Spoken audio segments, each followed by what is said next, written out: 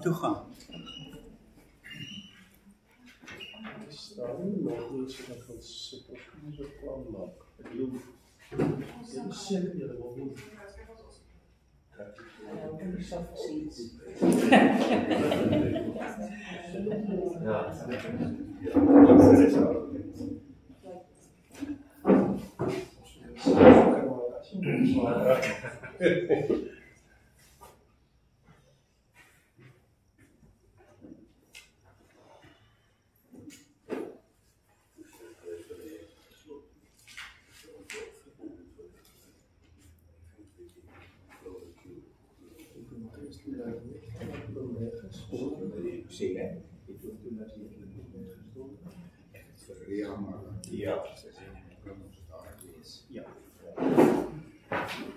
Goed, as almal by Jesegiel 28 is dan, gaan ons saam lees. Jesegiel 28. Ons lees vanaf vers 11 tot 16. Die woord van die Here het tot my gekom. Mensekind, hef 'n treurlied aan oor die koning van Tyrus en sê vir hom: So sê my Heer, die Here, jy was die toonbeeld van voortreffelikheid, vol wysheid, volmaak in skoonheid. In Eden, die tuin van God, daar was jy. So ek lees dus hierdie gedeelte, want vanaand kom ons uit by Genesis 2, waar God die mens in die tuin van Eden plaas. En wat baie belangrik is in hierdie hoofstuk, sien ons ook, waar is hierdie tuin van God? In Eden, die tuin van God, daar was jy. Jy was bedek met alle soorte edelstene. Karniol, topaas, aquamarijn, chrysoliet, onyx, jaspis, lasuursteen, malagiet en smarag. Van goud was die insetsels en graverings aan jou bedekking. Die dag toe jy geskep is, was dit gereed, by 'n glansende gerub met vlerke wat beskutting bied. Ek het jou daar geplaas, op die heilige berg van gode was jy.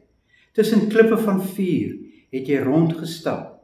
Onberispelik was jy in jou optrede van die dag dat jy geskep is, totdat onreg in jou ontdek is. Deur jou uitgebreide handel is jou binneste met geweld vervul, jy het gesondig. Ek het jou as 'n onheilige uitgewerp, weg van die gode berg af.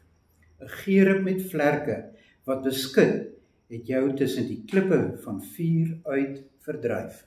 Hoor jy daar iets van die echo van Genesis? Dis Eden, daar's engele, ook die edelgesteentes, ons sien dit ook in Genesis 2, daar's allerhande edelgesteentes, waar in die Nuwe Testament kry ons hierdie edelgesteentes wat ons weer in Openbaring, Openbaring is die fondamente is versier van die stad Nuwe Jerusalem met hierdie presies hierdie selfde stene wat hier genoem word. Letterlik, dis die herbou van hierdie tempel van God. Maar heel belangrik uit hierdie gedeelte, waar is hierdie tuin van Eden? Dis op 'n berg. Dit is op 'n berg. En dit sien ons dan later in die hele Ou Testament heel duidelik, al word dit nie so uitdruklik genoem in Genesis 2 nie. Kom ons lees dan ook Psalm 24. Psalm 24 vra eintlik presies dieselfde vraag wat ook Psalm 15 vra. Wie mag klim op die heilige berg van die Here? En nou moet ons weet, daai vraag wat elke keer so herhaal word in die psalms, ook op ander plekke in die Ou Testament, dis altyd die vraag na wie mag in God se teenwoordigheid kom? Ja, wie mag klim op die berg van die Here? Met ander woorde, God woon as ware op 'n berg. Daar is sy paradys. Psalm 24, die Psalm van Dawid. Aan die Here behoort die aarde en die volheid daarvan, die wêreld en die wat daarin woon. Want hy het dit op oseane gegrond en op strome gevestig. Nou hoor ons weer so 'n echo van Genesis, waar God die berg as ware sy heiligdom uit die oseane laat uitkom het. Wie mag teen die berg van die Here opgaan? En wie mag in sy heiligdom staan? Die mens met skoon hande en 'n rein hart, wat nie na nietigheid hinker en nie sweer by wat vals is nie. Hy sal seën ontvang van die Here en geregtigheid van die God wat hom red. Dit is die geslag wat na hom soek, hulle wat u teenwoordigheid opsoek. Dit is Jakob. Lig op julle koppe, poorte, ja, lig julle self op, ewige ingange, sodat die roemryke koning kan ingaan. Wie is hier die roemryke koning? Dit is die Here, magtig en heldhaftig. Die Here, heldhaftig in die stryd. Lig op julle koppe, poorte, ja, lig op ewige ingange, sodat die roemryke koning kan ingaan. Wie is hy?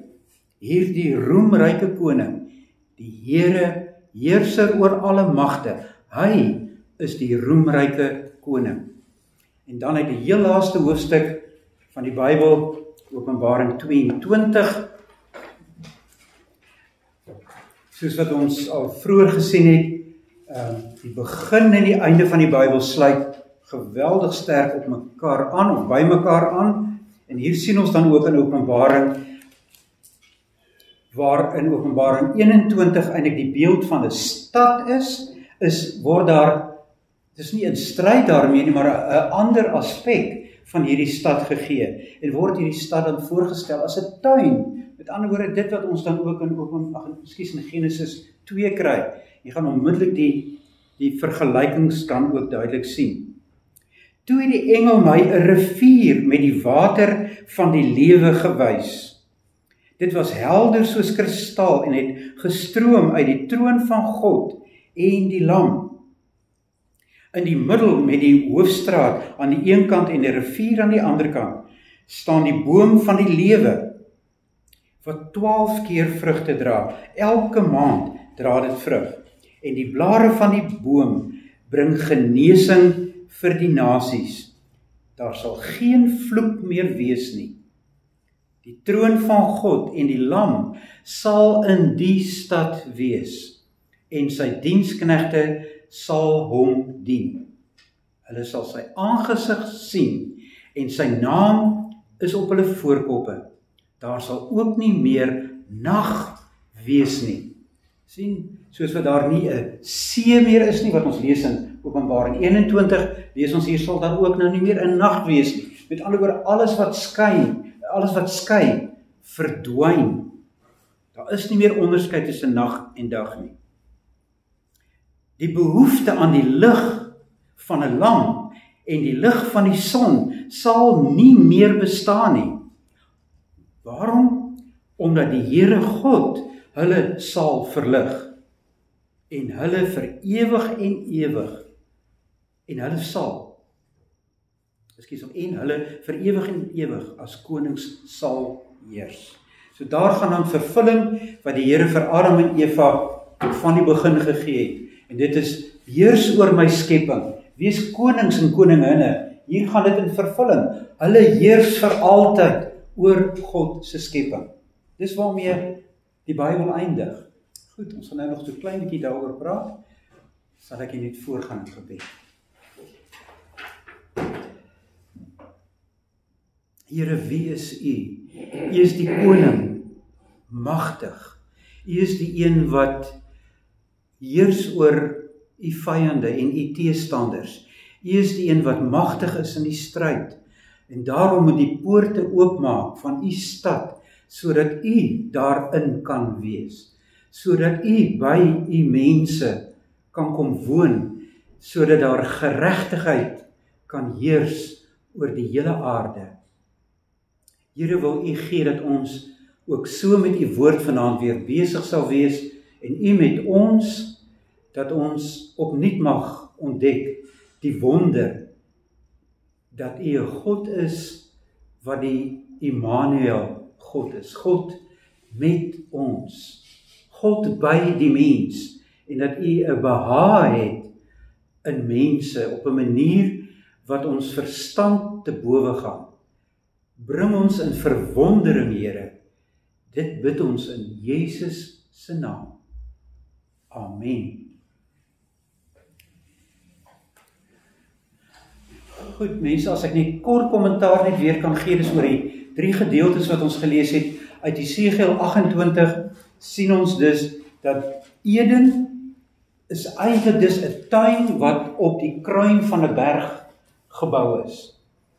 En van daar af loop en stroom die water van die lewe. Dit stroom daaruit, want daar heel bo is God se troon, en vanuit hierdie troon, lees ons ook in Openbaring 22, van daaruit stroom hierdie rivier van lewende water.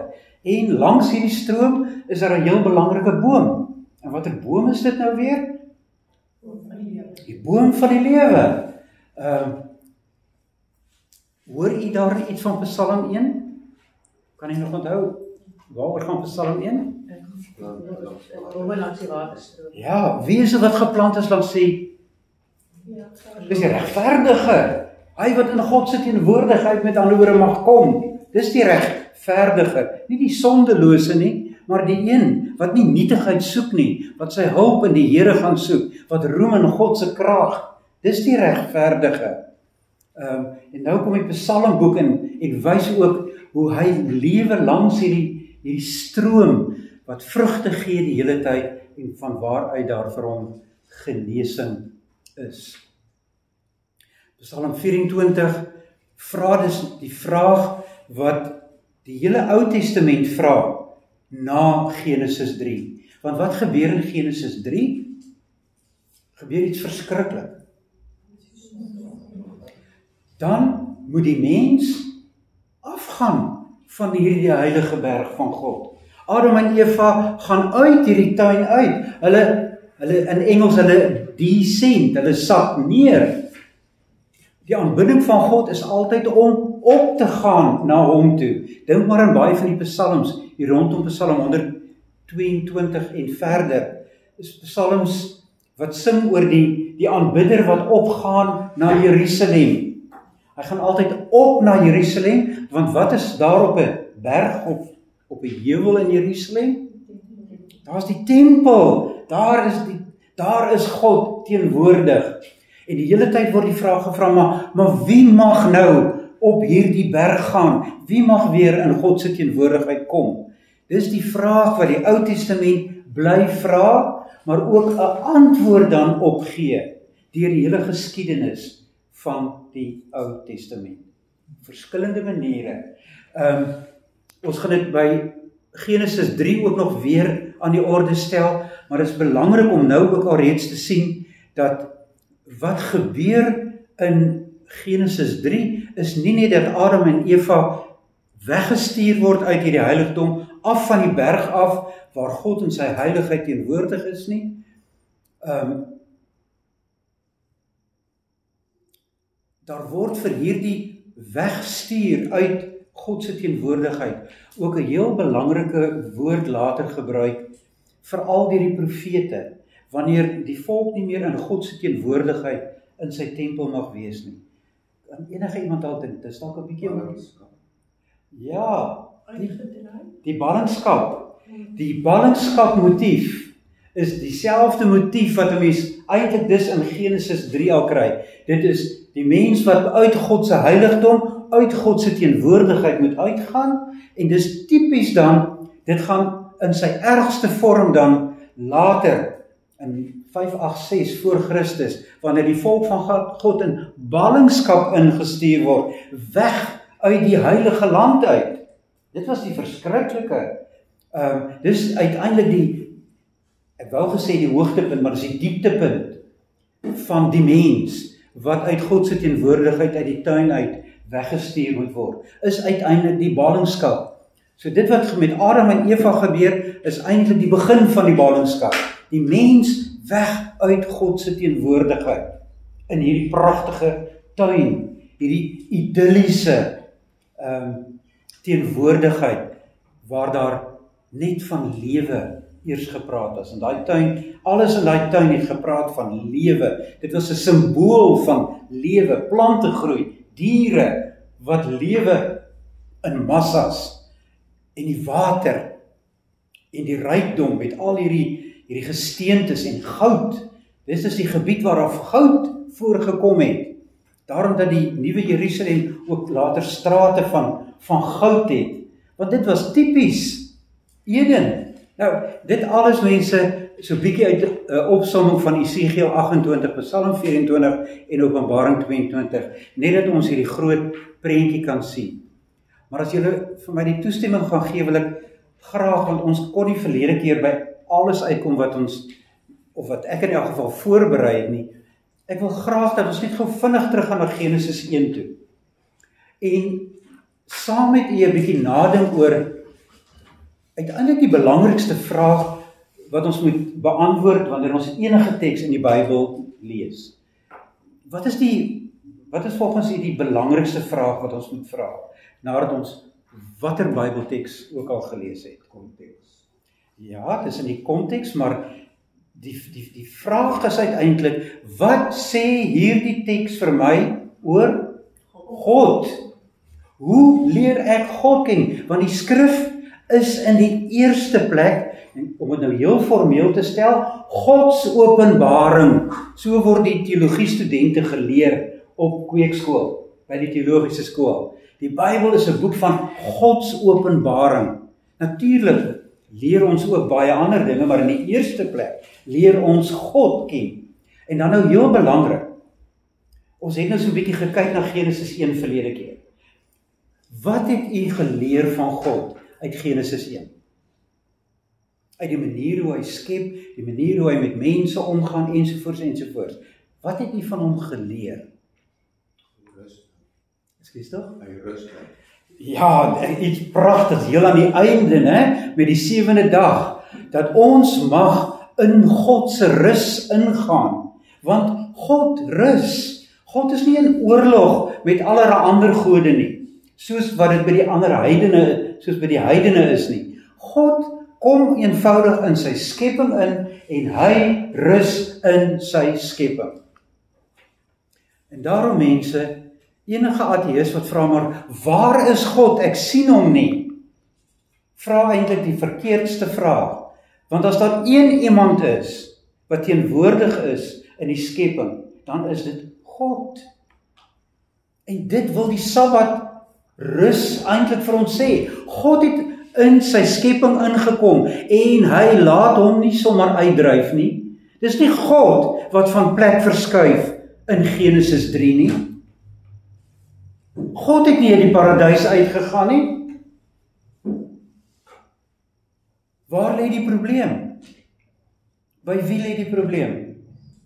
Dit lê by die mens, wat nie meer in God se teenwoordigheid lewe nie, wat blind geword het vir God se teenwoordigheid. Ja, want as jy blind is vir God se teenwoordigheid, wel, dan gaan jy nie bewus wees van hom nie. Maar dis nie God wat afwesig is nie, dis ons wat afwesig is. Dis die mens. En hy's afwesig uit God se teenwoordigheid. En daarom ervaar ons God nie hier by ons nie. Daarom het God vir ons 'n God van ver geword.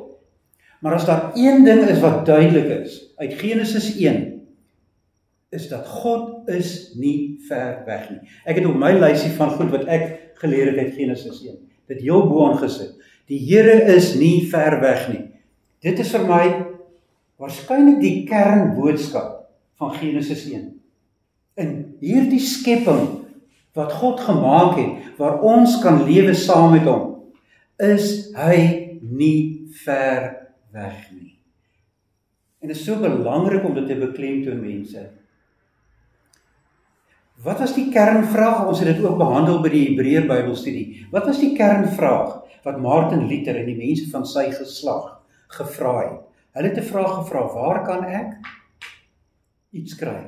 Martin Luther, die wat Martin Luther se geskiedenis al gelees het, is 'n vraag wat sy hele lewe in beslag geneem het. Kan die ewige lewe kry, kon ek salig? Waar kry ek 'n genadige God? Presies, dis 'n variasie op daai tema. Hy was oral gekonfronteer deur 'n God wat veroordeel. Hy was oral gekonfronteer met 'n God in wie se teenwoordigheid jy nie kon kom nie, want hy oordeel jou. Hy het soveel wette en soveel reëls, jy kan nie naby hom kom nie. Hy soek 'n genadige God. Maar mense, ons leef in 'n tyd wat eintlik nie daai vraag meer vra nie. In ons tyd word daar 'n baie meer radikale vraag gevra. En dit is: is daar 'n God? Presies. Ons leef in die tyd, in die na-Christelike, die post-Christelike tyd, ook in ons land. Die vraag is nie meer, waar kry ek 'n genadige God nie? Waar's God? Daar is nie 'n God nie. Nou mense, as daar nou een hoofstuk in die Bybel is, wat ons wil laat sien, dat dit 'n leuen is, dat God nie kenbaar, ervaarbaar in sy skepping is nie, is dit Genesis 1. God kom, en dit begin met die Gees van God wat oor die water sweef. Wat beeld dit vir ons dus uit? Hy's daar. Francis Schaeffer, die van julle wat dalk vir Francis Schaeffer ken, een van die beste, bekendste Christenfilosofe aan die einde van die 20ste eeu, skryf een van sy bekendste boekies, The God Who Is There. Die God, and He's not silent. Hy's daar en hy swyg nie. Mense, as ons in ons tyd weer wil lewe en die wêreld goeie nuus wil bring, ons kan vir 'n ateïstiese wêreld gaan vertel vanuit die skepingsverhaal, hierdie wonderlike evangelie. God is hier teenwoordig. Ja, maar wie mag klim op sy heilige berg? Want, wat sê die Here Jesus? Wie sal vir God sien? In Matteus 5. Wie sien vir God? Die wat rein van hart is. Hoekom sien die ateïs God nie in die skepping nie? Hoekom sien hy God nie? Want hy is nie rein van hart nie. Die probleem lê nie by God nie, die probleem lê by die skepsel. Sien nie, dit is so belangrik. Die skrif leer ons, as jy 'n rein hart het, dan mag jy in God se teenwoordigheid kom. Die wat nie ydelheid bedink nie, gaan kyk maar wat sê Psalm 24, Psalm 15. Wie kom in sy teenwoordigheid? Wie is bewus van hom? Dis hy wat rein van hart is, wat nie onreg bedink nie, maar wat bedink wat reg is. Daarom mense, 'n ateïs gaan blind wees vir God. Maar is met ons as kinders van God tog anders? Sien nie, daarom is die uitnodiging van Genesis boal. Kom in die teenwoordigheid van God. Leef bewustelik in God se teenwoordigheid. Daaroor gaan die Bybel. En jy sien tog hoe eindig hy. God is by sy mense. Daar sal nie eers meer 'n tempel wees nie. Dit is nie nodig nie, want God is die tempel. Daarmee eindig die boek. Anton. God, ons bid God. Ons sê altyd, ons Vader wat in die hemel is. Dit impliseer ver. Nee. Ja, maar, net laat ek besin klaar, hoor. God het sy Gees is ook hier. Is dit wat jy moet verstaan? Ja en nee. Hy sit op die troon nog. Ek dink dit is een van die mees fundamentele, mag ek dit maar noem 'n dwaling, want ek dink dit is 'n dwaling. Maar dis nie gemeentelede se skuld nie, dis teoloë se skuld. Ons weet nie meer, punt nommer 1, wat die hemel is nie, en ons weet ook nie meer waar die hemel is nie. Miskien sal jy onthou, ek het 'n keer 'n preek hier gehou oor Jesus se hemelvaart. Onthou jy dat ek toe die storie vertel het met Jesus se hemelvaart? Vaar hy hier van die aarde af, verby die maan, tot by Mars, en dan draai hy regs af, en dan gaan hy tot aan die einde van die hemelruim. Nou ja, dis die beeld wat ons dikwels sê, want ons praat van 'n hemelvaart. Jesus het op reis gegaan om by die hemel uit te kom. Ek het dieselfde beeld gebruik met die engel van die Here wat na Maria toe kom en die geboorte van Jesus aankondig. Hy kom vanuit die hemel uit. En toe het ek met tong in die kies gesê, kom staan Gabriël daar met 'n tong wat op die grond sleep. Uit asem, want hy het nou 'n vaart aangegaan van die hemel af. Staan die engel daar uit asem. Wat gebeur? Mense, waar is die hemel? Waar is dit? En waar is waar? Hy's rondom ons. Hy's by ons. Hoekom kan u, as u bid, jou oë toemaak? Soos my jongste altyd aan tafel gevra het, as ek vir hom gevra het, Bekker, sal jy vir ons bid? Dan vra hy, papa, mag ek in my kop bid? Hoekom bid jy in jou kop? Want God kan in jou kop sien. God kan in jou kop hoor, want hy's nader aan jou as wat jy aan jouself is. God is nader aan ons as wat ons hier aan mekaar is. Maar sien, ons het met daai idee van die hemel is deur ver weg. Daai gevoel, daai indruk kom juis as gevolg van die sondeval, want ons het uit God se teenwoordigheid weggegaan. Dis juist wat gebeur in Genesis 3. As God se teenwoordigheid nie meer vir ons belangrik is nie. As ons maar die een vraag vra, aaklig, gister was daar 'n preek oor RSG, dit was verskriklik. Die belangrikste ding wat daar in die Bybel staan is, die vraag, hoe kan ek eendag in die hemel kom? Ek wou die dome nie wurg. Is dit die belangrikste vraag waaroor die Bybel gaan? Hoe ek eendag in die hemel kan kom? Waar hoor jy ooit daai taal in die Bybel? Dit is so vreemd dat die Bybel soos kan kom. Die Bybel praat nie so daaroor nie. God se hemel is daar waar God is. Waar is God, sê Genesis 1? In sy skepping teenwoordig. Handelinge 1 sê, en toe hy dit gesê is sy toe in die hemel opgeneem terwyl hulle toe kyk. Ja, en wat gebeur? Sien, wat ons dikwels die idee het, daar's so 'n wolkie, né, waarop die engeltjie sit met 'n harp, en Jesus het ook op so 'n wolk gaan sit, en toe dryf die wolkie so weg, totdat hulle hom nie meer kon sien. Is dit wat daar gebeur? Maar hier staan daar, toe is hy in die hemel opgeneem terwyl hulle toe kyk. Ja, en want wat beteken, daar staan ook letterlik, hy is met 'n wolk bedek. En wat is daardie wolk? Kom aan mense, ons kry dit in die hele Ou Testament, in die woestyn.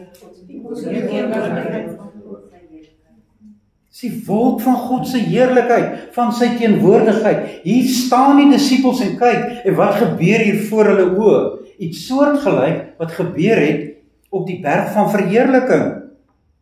Ewe skielik, wat gebeur op die berg van verheerliking? Wat gebeur daar? Daar komen die twee koningen bij om. Ja, die wat in die hemel by God is ewe skielik daar. Kom hulle dan, ons kom van ver af. Nee, dat niet. Dis Petrus wat daar is, en Elia, die verteenwoordigers van die hele Ou Testament. Hulle tong is, Ekskuus tog, ja, wat het ek gesê? Petrus. Petrus. Hy was ook daar. Petrus was ook daar. Ekskuus, Moses en Elia. Jammer. Dankie vir die korreksie. En wat gebeur dan met Jesus?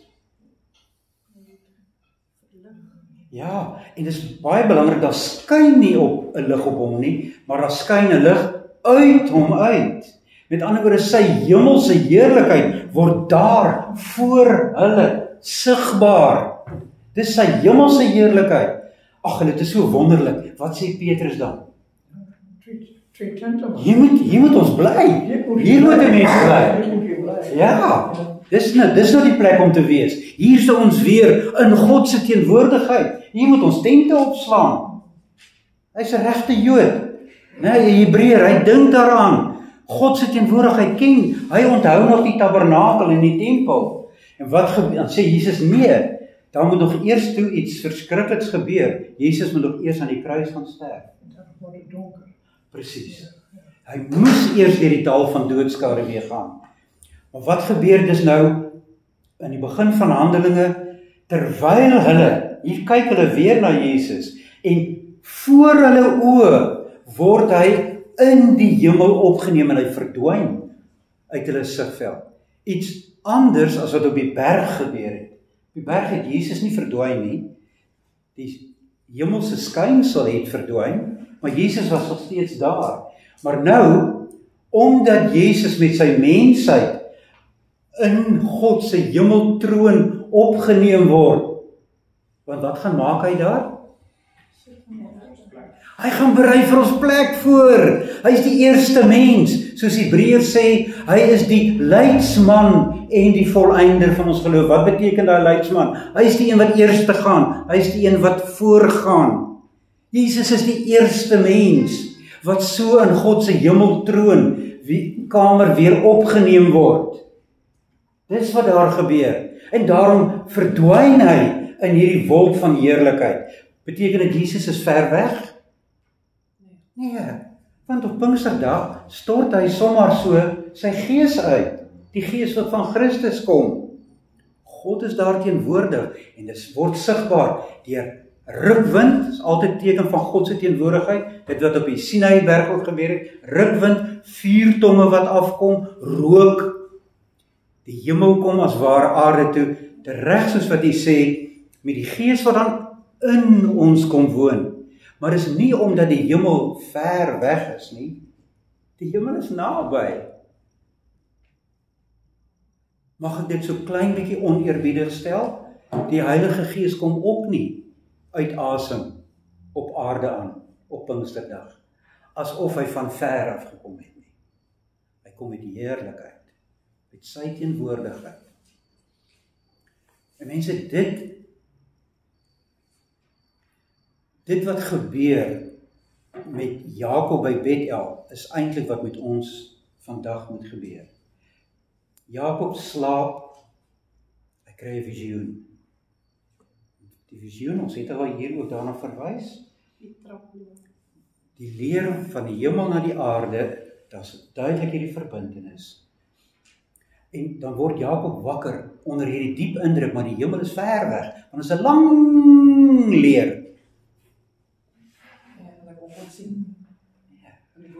Wat noem hy die plek waar hy is op aarde? Ek het dit nie geweet nie, sê hy. Maar hierdie plek is 'n huis van die Here. Beit Jahwe.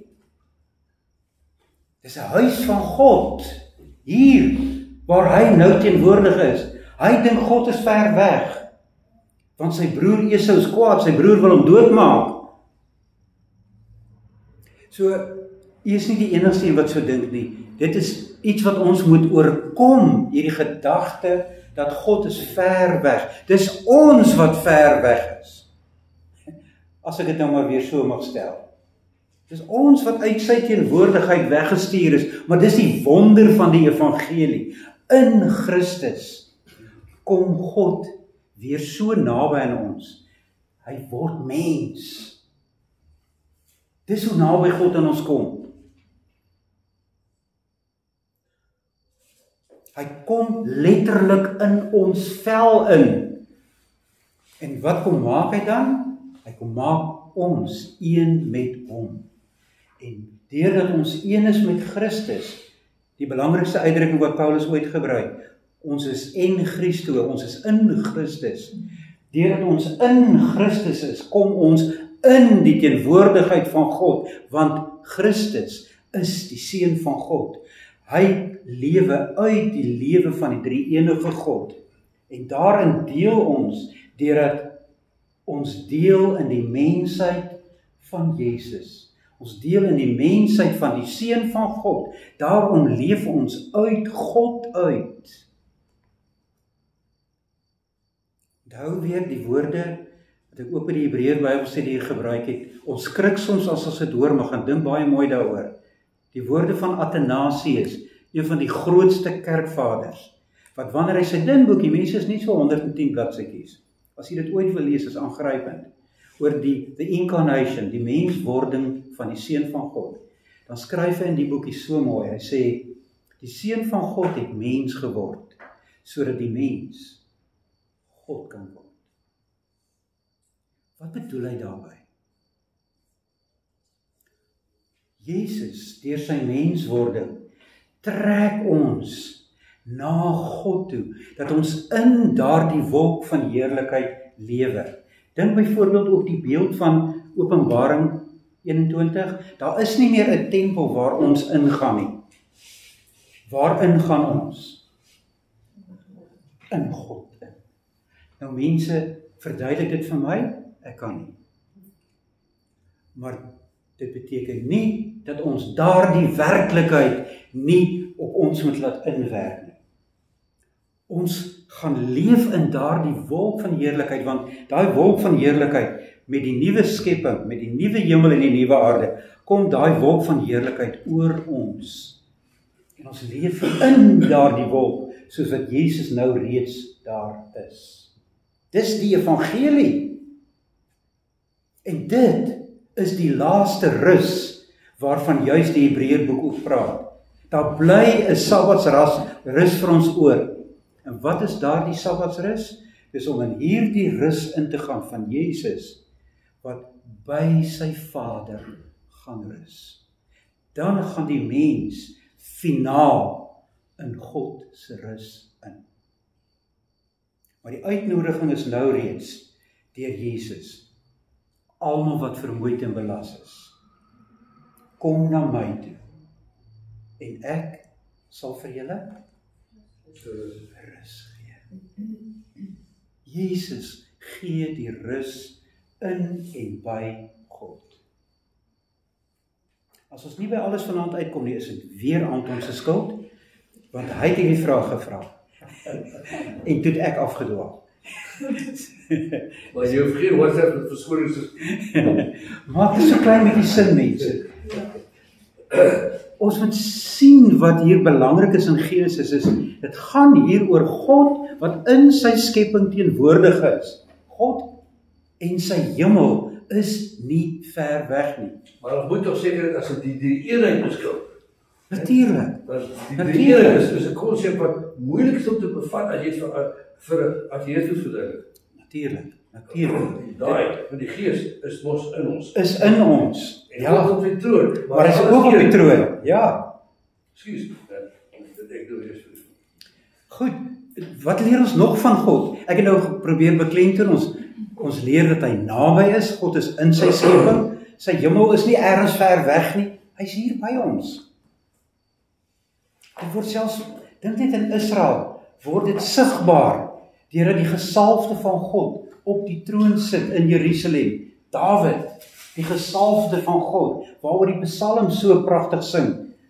Kom aan julle musiekante, julle moet weet waaroor sing julle as julle musiek maak. Julle sing oor hierdie gesalfde van God, wat sy troon in Israel kom vestig het. God het deur daardie gesalfde regeer. Want God wil dit sien, hy is nie ver weg nie.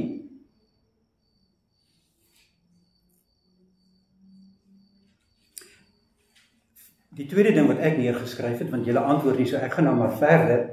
Die tweede ding wat ek vir myself hier neergeskryf het, maar is ook op julle aantekeninge. Dit is vir die Here geen probleem en geen vernedering om in sy skepping teenwoordig te wees nie. Was dit 'n vernedering vir Jesus om mens te word? Ja. Dit staan so. Waar? Waar staan dit? Dis humbling, nie net vernedering. Dis humbling. Ja. Ja. Om die koning word. Is dit 'n vernedering? Ek dink julle dink waarskynlik aan Filippense 2. Waarin lê sy vernedering? En sondige natuur ingegee. Dat hy moes doodgaan as mens. Sy menswording is nie 'n skande nie. Dis nie 'n verleentheid vir God dat hy mens geword het nie. Gaan lees weer Filippense 2. Die groot teoloog praat daarvan as die kenosis. God wat homself, hy wat gelyk was aan God, het dit geen skande geag om aan ons gelyk te word nie, maar hy het homself wel verneder deur homself tot in die dood in te gee. Daar lê die skande. Maar hoe naby lê die woorde nederig en verneder aan mekaar? Hoe dit dieselfde staan? Sjoe, dit is wel totaal verskillende woorde, né? Nederig, wat sê nederig vir 'n mens? Dat jy nie Opgeblaas nie. Ja, presies wat Filippense 2 sê. Al was hy God, het hy nogtans mens geword. So hy's nederig. Maar dit was nie 'n vernedering nie. Wanneer is iets 'n vernedering? Skaam is daaroor. Dis wanneer presies wanneer jy jou skaam te wees, wanneer dit 'n skande is. Was dit 'n skande vir God om mens te word? Ek lees dit nêrens in die Bybel nie.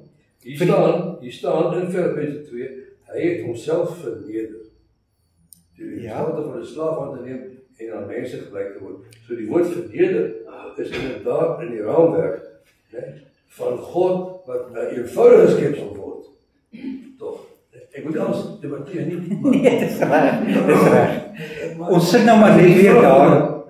Ons sit nou maar net weer daar met 'n vertalingsprobleem. Dit is nou ongelukkig. Dit was jy wat 'n keer oor die vertalings gevra het, né?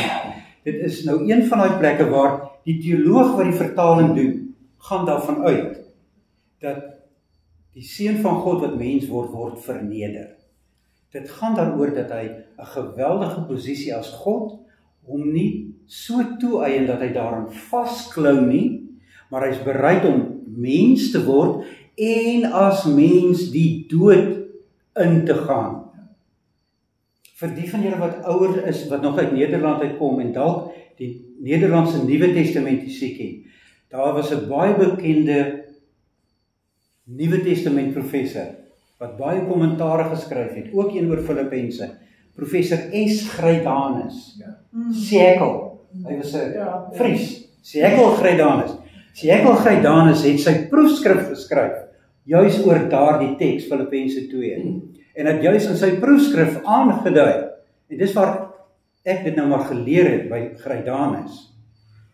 En hy het my oë daarvoor oopgemaak, dat hier, ons het dit so gaan vertaal, asof sy menswording 'n vernedering is. Is dit miskien soos 'n refleksie op onsself, ons sien dit as 'n vernedering? Ons sien dit, Ons presies. skaam oor ons eie sonde. Presies, en tereg, né? Tereg. Maar tog hy is verneder met hy. Ja, natuurlik. Jy dat hy is wie hy sê hy is nie. Presies, maar wie het hom verneder? Het hy homself verneder deurdat hy mens geword het? Nee, hy is verneder deurdat die mens hom verwerp het. Hy het, soos wat Johannes 1 sê, hy het na sy eie eiendom gekom en sy eie mense het hom nie aangeneem nie. Daarin lê sy vernedering. Maar dan gee Johannes onmiddellik die geweldige belofte. Maar almal wat hom aangeneem het, aan hulle het hy die mag gegee om kinders van God genoem te word. Hy wat nie gebore is uit die wil van 'n mens nie, maar wat uit God gebore is. Ekskuus, ek sê nou so ongeveer woordeliks wat daar staan in Johannes 1 vers 12 tot 14. Maar is die vernedering ook toch niet een ding dat Jezus die dood ingegaan? Ja, presies. Ja. Natuurlik. Dis in sy dood lê daar vernedering. In sy verwerping lê daar vernedering. In die feit dat hulle hom nie gesien het vir wie hy is nie. Maar die probleem lê nie by sy menswording nie. Want as mens moes 'n kind, dit sê Jesus dan ook later, as hy Jerusalem binnery, dan is daar kindertjies wat uitroep, Hosanna, geseënd is hy wat kom in die naam van die Here. En dan sê Jesus, as julle dit nie uitroep nie, sal die kinders dit uitroep. Vroeër sê hy nog ook, as julle dit nie uitroep nie, sal die klippe dit uitroep. Die klippe sal dit uitroep. Want julle moes geweet het wie ek is. Maar elke die ding miskien ook daarin dat daar staan, hy het homself verneder. Deurdat hy homself, dan is dit amper sê as hy is nie verneder deur iemand anders nie, hy het homself verneder en dit maak 'n verskil Presies, in die dit is 'n aansien. groot verskil. Al wat ek wil beklemtoon is, dit was nie 'n vernedering vir Jesus om 'n mens te word nie. En dit is maar wat ek ook wil sê in Genesis 1, dis vir God nie 'n vernedering om teenwoordig te wees in sy skepping nie. Dis hoe God is. Mense, as 'n ateïs vir jou sê, ek glo nie in God nie, wat is die heel eerste vraag wat ons vir hom moet vra? Ek dink die heel eerste vraag wat ons moet vra is, in watter God glo jy nie? Want ek ken 'n God, en ek het hom met sy woord uit leer ken, wat in sy skepping teenwoordig is. Glo jy in hom, of glo jy nie in hom nie? Maar dis die God waaroor ek met jou wil praat. Daar's baie ander gode. Die gode mark is oorskap. Daar is meer gode as wat goed is vir planeet Aarde. Maar daar's net een, en dit is presies wat Genesis ook kom sien. Vir ons kom wys. Dis my volgende. Genesis 1, anders as al die skepingsverhale van die ou nabye antieke Ooste. Wanneer daar geskep word, is daar 'n stryd tussen die gode, sodat die gode kan laat sien, maar wie is nou die topgod? Wie is nou die werklike God? Maar daar's baie gode. Kan julle nog onthou van hoeveel gode lees ons in Genesis 1? Presies net een.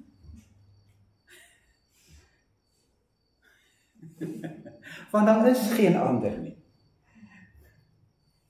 Dis juist wat Genesis wil laat sien. God hoef nie te beklei om die skepping te orde nie. Hy doen dit gewoon. Hy sê gewoon, laat daar lig wees. Hy sê gewoon vir die water, stop tot daar, en hy stel 'n grens aan die water. Moet hy met die water beklei? Hy beklei nie met die water nie. Hy's God. Hy laat sien in Genesis 1, daar is geen ander God naas my nie. God is dus, en dis die volgende, God is dus nie in kompetisie met ander gode nie. God is nie in kompetisie nie. Daar is geen ander naas hom nie. Niemand. Hy is die enigste. God hoef dus nie ander gode te oorwin om sy skepping tot stand te bring nie. Hy doen dit gewoon. Sy gees sweef oor die waters. Hy is daar teenwoordig. God vra nie toestemming om teenwoordig te wees in sy skepping nie. Hy is daar. The God who is there. Dis hoe God homself kom aanbied. Ek is die God wat daar is. Ek is wie ek is. Waar hoor ons dit ook? Eksodus 3, wanneer God homself aan Moses kom openbaar, God sê ek is wie ek is. Ek hoef nie toestemming te vra om te doen wat ek nou gaan doen nie. Ek gaan my volk uit Egipte uitlei. Ek doen dit. Daar's geen ander naas my nie. God kondig gewoon aan. God sê nie vir Moses, jy moet nou maar die nuusberigte dophou. Kyk 'n bietjie na CNN, miskien ook partykeer 'n bietjie na ander nuuskanale, lees die Burger en kyk of ek daarom gevorder het met hierdie veldtog van my teen die Egiptenare. God kom doen dit. Hy is wie hy is. Hy hoef homself nie te kom goed laat lyk nie. Hy is gewoon goed. Hy is dit. Dis die God wat ons vandag aan die wêreld wil verkondig. God wat teenwoordig is. En hy's natuurlik op 'n heel spesifieke manier teenwoordig. Hy is teenwoordig deur sy seun. En omdat hy teenwoordig is in en deur sy seun en die gees van die seun, is hy teenwoordig as 'n genadige God. Natuurlik. En daarom kan ons nie God se teenwoordigheid verkondig sonder Jesus nie. Sonder die seun van God nie. En dan nog iets wat ek self neergeskryf het oor hierdie God is, dat hierdie God 'n ongelooflike verantwoordelikheid aan die mens kom gee. dat God op 'n heel spesifieke manier sigbaar wil word op aarde. Hoe wil God sigbaar word op aarde? Genesis 1 vers 26 tot 28. Wanneer die ander heidense nasies tempels bou, dan maak hulle gode sigbaar, teenwoordig. Op watter manier? So die verlede week genoem. Hulle gaan kap 'n beeld. En as hulle ryk volk is, dan doop hulle nog daai stuk hout in goud. Jong, dan het jy daar nou 'n fantastiese God. Met die God kan jy mark toe gaan. Né? Jy kan gaan pronk voor ander volkere met die God van jou. Jy trek hom nog oorop met goud. Dis nie sommer net hout. Dis nou 'n God om te hê. Nee. Ons God is heel anders. Wanneer hy sy skepping klaar gemaak het, net voordat hy in sy skepping kom rus, dan doen God hierdie belangrike ding. Hy plaas inderdaad 'n beeld van homself in sy tempel. Jy.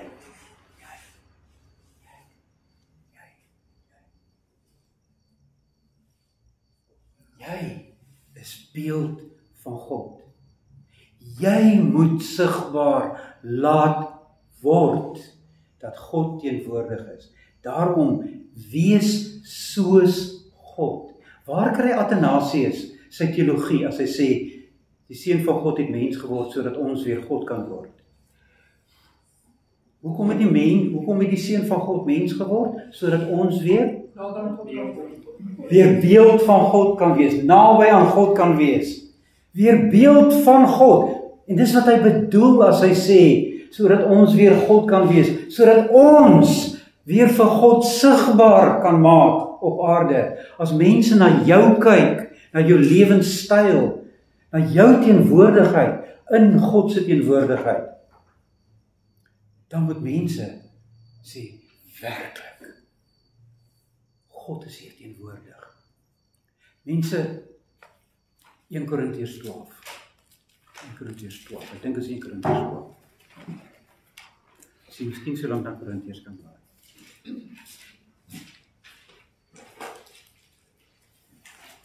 Ek dink is 1 Korintiërs.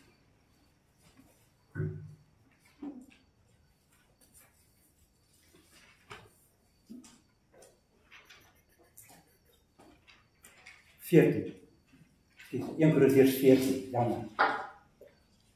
1 Korintiërs 14, nadat hy die Korintiërs aangespreek het oor hulle gebabbel in allerhande tale, en nou almal dink hulle is verskriklik belangrik. Vers 23. As die hele gemeente dan op een plek vergader, en almal in tale spreek, en daar kom oningeligtes of ongelowiges binne, sal hulle nie sê, julle is van julle sinne beroof nie? Dis van julle koppe af. Julle is bietjie mal. Dis hoe grof dit hier gestel word. Maar indien almal profeteer en 'n ongelowige of 'n oningeligte persoon kom binne, word hy deur almal tot insig gebring en tot verantwoording geroep. Die geheime van sy hart word blootgelê en hy sal met sy gesig op die grond val, God aanbid en erken. Wat erken? Werklik, God is in julle midde. Die manier hoe die woord verkondig word in daai Korinthe gemeente, moet 'n ongelowige wat daar inkom, bring onder die indruk wat Israel moes wees elke keer wanneer hulle die tempel ingegaan het. Waarlik, God is hier teenwoordig. Sien jy hoe belangrik is dit nog steeds in die Nuwe Testament? Wat wil die apostel Paulus hê? Moet die gemeente reflekteer? God is hier teenwoordig. Mense, as hier nou 'n ongelowige instap, gaan hy onder daai indruk kom van die manier hoe ons besig is met God en met mekaar? Werklik, God is lewend. Werklik, God is teenwoordig. Dit moet ons gebed wees, mense. Dis ons moet kom. Dis ons hier moet wees. Want die Nuwe Testamentiese gemeente is niks minder 'n tempel as wat Israel in die tempel in Jerusalem was nie. Om die waarheid te sê, ons is nog meer 'n tempel. Want ons is nou vol van die Gees. Die Gees het sy woonplek in ons kom maak. Ons is nie minder as Israel nie, ons is meer as Israel. Mense, dit is die God wat ons leer ken uit Genesis 1 uit. Kan 'n dominee die evangelie verkondig uit Genesis 1, Jakobus? Is daar vir jou materiaal om te preek? As jy nou enige proefpreek gaan maak vir ons, gaan jy Christus kan verkondig uit Genesis 1. Gaan jy God in sy heerlikheid kan verkondig. Dis daar. Maar dit is ook belangrik, miskien jy net kon lees, Johannes 17 vers 2 en 3. Ag, lees dit sommer vir ons om. Nee, ek het nou hierdie vrye vertaling. O, goed. Lukas 17, dis nou waar die gebed van Jesus is. Johannes van vers 2 af tot vers 4.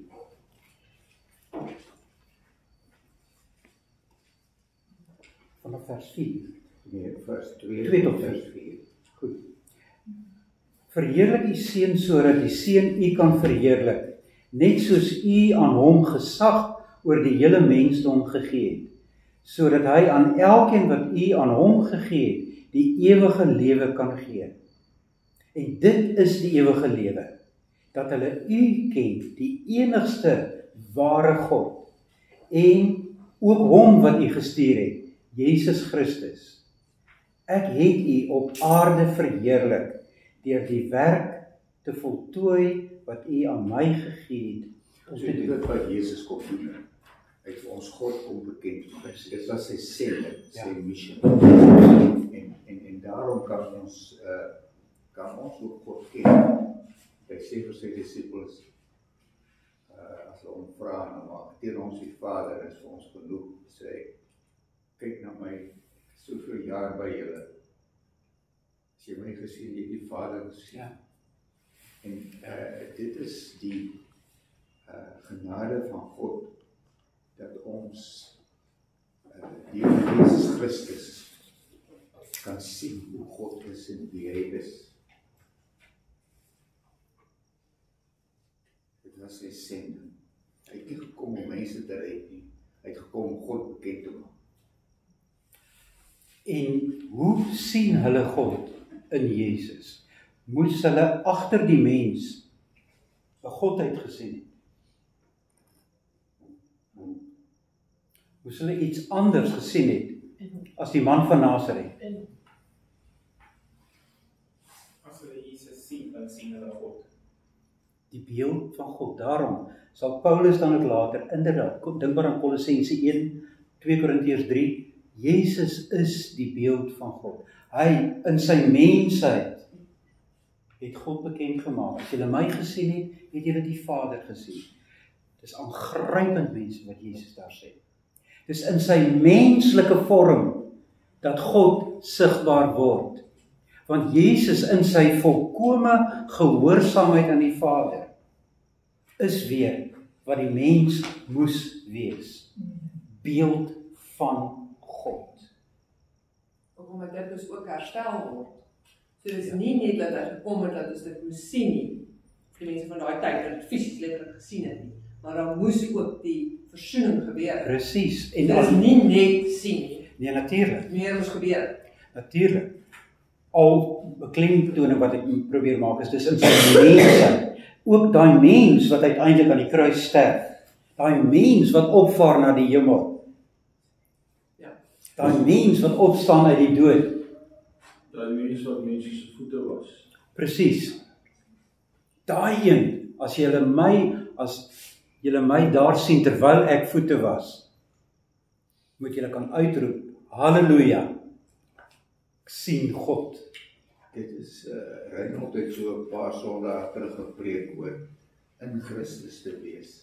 En toe het hy die beeld gebruik, hy sê, hierdie swart is nou ek.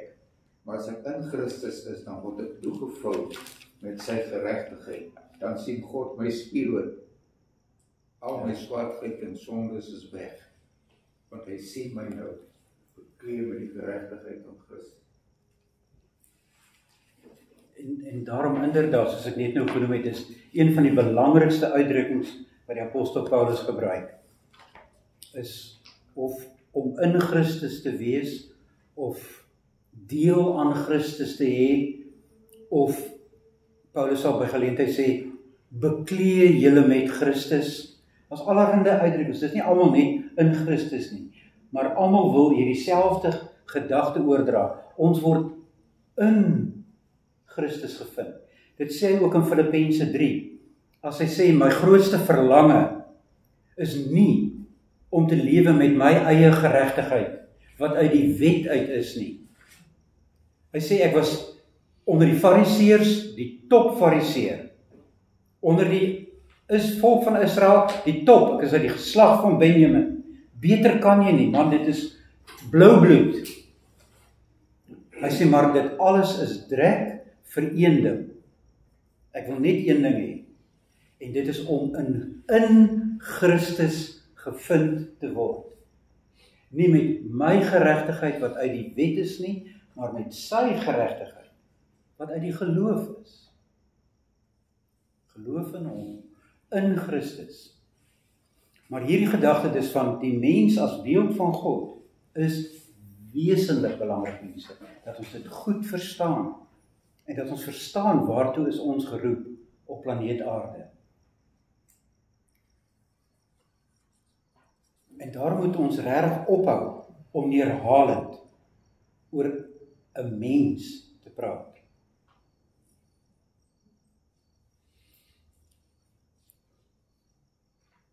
Dit is deels waarvoor ek verskoning gevra het en om vergifnis gevra het op ons groepie in die middel van verlede week. Want ek het op 'n ligtelike manier, op 'n ligsinnige manier verwys na Adam en Steve. Wie sê, daar is nie dalk iemand hier onder ons wat worstel met homoseksualiteit nie. Dan moet ons ook met daai mens praat in die grootste eerbied en liefde en respek en geduld. Dit was my sonde. Ek het, dink ek, gelukkig by julle vergifnis gekry, want ek het in julle teenwoordigheid gesondig. Want so praat ons nie, soos wat ek dit so ligtelik gedoen het nie. Dit was my sonde.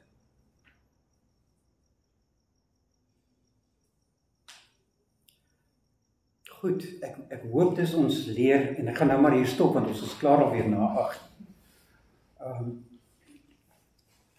Ek hoop dat wanneer jy Genesis 1 gaan lees, dat jy die evangelie hoor. As dit die geval is, het ek die doel bereik wat ek graag wou bereik. My doel was dat ons leer om Genesis te lees as evangelie, as goeie nuus, as nuus oor God wat nie ver weg is nie, maar wat naby is. Dit word dan nog duideliker in Genesis 2, maar as dit reg is met julle, gaan ons volgende week dan verder kyk na Genesis 2. Hoe God daar na die mens in die tuin kom, en die mens kom praat. Het gaan nie oor hoe vinnig ons vorder nie, het gaan oor hoe ons insit by kry. Ek hoop so, ek is jammer, ek het nou vanaand, dis weer eens, ek het te veel, maar ek hoop ek kon 'n paar goed duideliker nog maak. So as julle geduldig kan wees met my, dan sal ek bly wees as ons op die manier verder kan gaan. Goed. As ek weer mag vra vir iemand wat kan sien om vir ons af te sluit net met gebed. Goed, Leneke sê sy sal.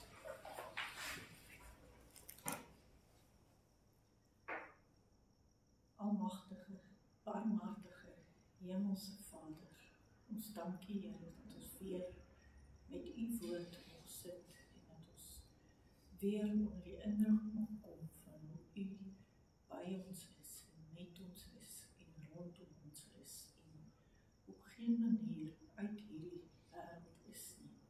En dat ons nooit hoef te twyfel nie, dat U nooit ver is nie, dat U ons nooit alleen laat nie en dat niks buite U beheer is nie. Ons dankie vir U mooi woord wat ons mag ontvang ook vanaand weer, dat ons al van Genesis 1 af U bly boodskap mag hoor, Here, dat U met ons is. En ons dankie dat ons ook elke keer weer bemoedig mag word, en mekaar mag bemoedig en deur U woord versterk mag word, Here, in 'n standvastige geloof in U. Wil U ons ook help om dit uit te dra, dat baie mense die rykdom van U groot liefde mag sien en hoor en ervaar, en dat dit troos en vertroosting mag bring. Here, ons sien so baie gebrokenheid, en ons weet van so baie gebrokenheid. Daarom mag ons U bly vra, Here, kom Here Jesus, kom gaan. Om Jesus wil alleen. Amen. Amen. Baie dankie. So, die manier mense, as ons klaar voorberei vir volgende week. Goed, dan gaan ons nou.